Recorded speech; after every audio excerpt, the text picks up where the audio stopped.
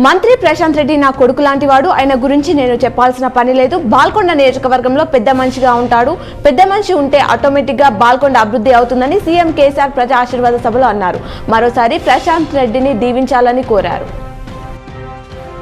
MLC కవిత Armoor MLA Jeevan Reddy Armoor పట్టణంలో పర్యటించారు. ఈ సందర్భంగా వారు ఆలూరు బైపాస్ రోడ్ వద్ద జరగనున్న ఆర్మూర్ నియోజకవర్గ ప్రజా ఆశీర్వాద సభ ఏర్పాట్లను పరిశీలించారు.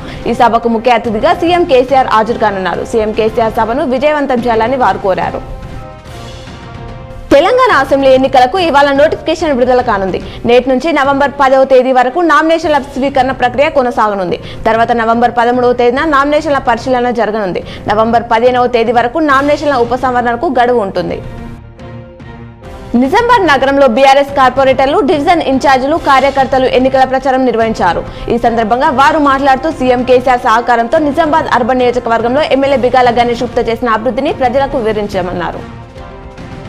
Nizamabad urban BRS party MLA అభ్యర్థి గణేష్ బిగాల సమక్షంలో బీజేపీ నాయకుడు గాయక్వాడ్ విఠల్ 500 మంది బీజేపీ కార్యకర్తలు బీఆర్ఎస్ పార్టీలో చేరారు. ఎమ్మెల్యే మాట్లాడుతూ బీఆర్ఎస్ పార్టీలో చేరిన యువకులకు స్వాగతం పలికారు.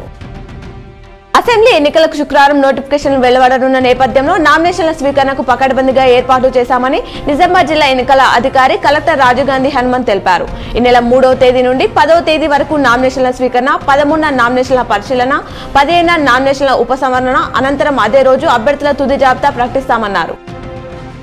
నేడు మంత్రి వేముల ప్రశాంత్ రెడ్డి బాల్కొండ నియోజకవర్గ ఎన్నికల ప్రచారంలో పాల్గొననున్నారు. ఎర్గట్ల మండల తాడ్పాకల్ గంగ వద్ద పూజ కార్యక్రమంలో పాల్గొంటారు.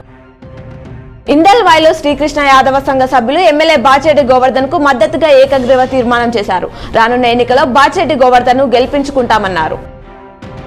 రాజకీయంగా సీఎం కేసీఆర్ ను కొట్టాలంటే మరో కేసీఆర్ పుట్టాలని, బీఆర్ఎస్ ను ఓడించడం ఎవరి తరం కాదని ఆ పార్టీ ఎమ్మెల్సీ కల్వకుంట్ల కవిత స్పష్టం చేశారు. బోధనలో జరిగిన మహా యువ గర్జన సభలో పాల్గొని కవిత మాట్లాడారు. బోధన్ నియోజకవర్గంలో మాజీ మంత్రి కాంగ్రెస్ అభ్యర్థి సుదర్శన్ రెడ్డి ఎన్నికల ప్రచారం చేయనున్నారు. కాంగ్రెస్ మేనిఫెస్టోను ప్రజలకు వివరిస్తారు.